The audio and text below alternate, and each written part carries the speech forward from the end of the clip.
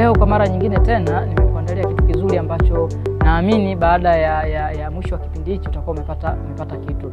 Na leo naomba niwagusie watu muhimu sana kwenye maisha ya mwanadamu. Hawa ni akina mama, wadada, wasichana. Kwa nini nimeanza na kusema kwamba hawa ni watu muhimu? Kwa sababu maisha ya mwanadamu msingi wake mkubwa yamebebwa na mwanamke. Kwa sababu mwanamke ndiye ambaye anayebeba ujauzito miezi 9. Na familia nyingi ukiziona ziko bora, pamoja na kwamba wanaume tunajinasibu sana, lakini zinahitaji mwanamke imara sana ili familia ziweze kwenda, kwa sababu mwanamke ndio ambaye amebeba ustaarabu wa jamii. Mwanamke yote akiharibikiwa, maana jamii nzima imeharibikiwa. Sasa leo naomba tugusie kidogo masuala ya maadili. Wasichana wengi hasa kwenye mazingira ya vyuo ama katika ule umri wa ukuaji kwa maana ya barehe, wamekuwa wakikumbana na changamoto kubwa sana za kimaadili. Na kwa nini inatokea hivi? Ni kwa sababu mimi na maneno natumia kwamba wanakuwa kwenye dilema, yanakuwa kwenye njia panda, kipi ni sahihi, kipi ambacho sio sahihi.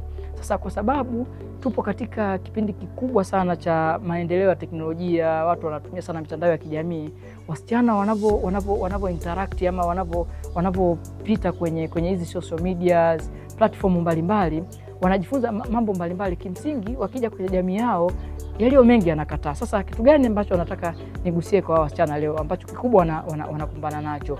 Wanakumbana na kutokujua kipi sahihi na kipi sio sahihi, kwa sababu kwa mfano sasa hivi wasichana wapo katika tension kubwa sana. Watu wengi wamekuwa wakiwaimbia swala utaolewa ama hutaolewa. Watu wengi wamekuwa wakiwaimbia swala usingomaza. Watu wengi wamekuwa wakiwaambia ni bora ukose mtoto ama ukose mume. Wengine wamekuwa wakichagua, wanasema kwamba mimi ni bora nikose mume lakini mtoto nitapata tu. Mwanaume hakunyimi mtoto bwana. Wamekuwa wakitumia hayo maneno. Lakini kimsingi mimi naamini kwamba msichana yote anayejitambua lazima awe na mipaka.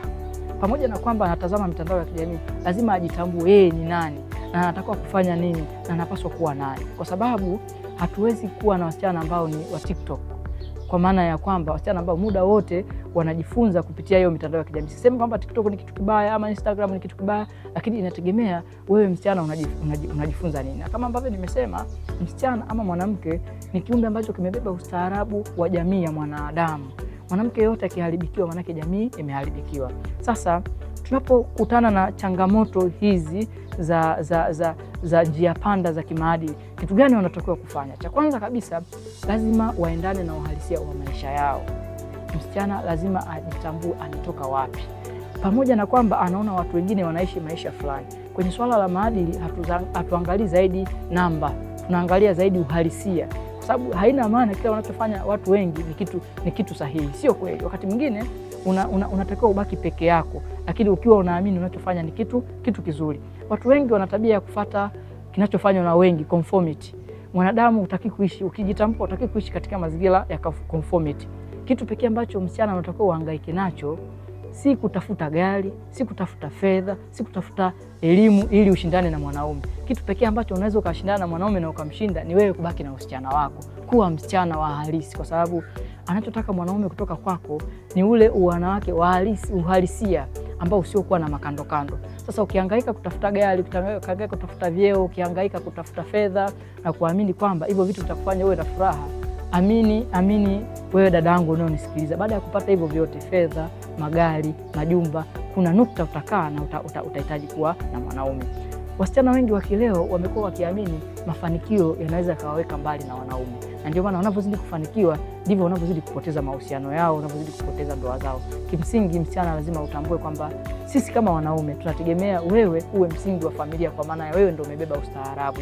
Kwa mimi sihitaji gari yako, sihitaji elimu yako, sihitaji fedha zako. Mwanaume yote anayejitambua anachohitaji kwa mwanamke ni ule ubora ambao mwanamke amepewa na Mwenyezi Mungu, ule ambao wa asili. Hakuna haja ya kupambana, kutunishiana misuli kwamba uonekane na wewe unauweza. Hapana, wewe tayari unaweza. Lakini unaweza kitu gani? Kuna kitu cha asili ambacho Mwenyezi Mungu amekupa, mwanamke hajampa.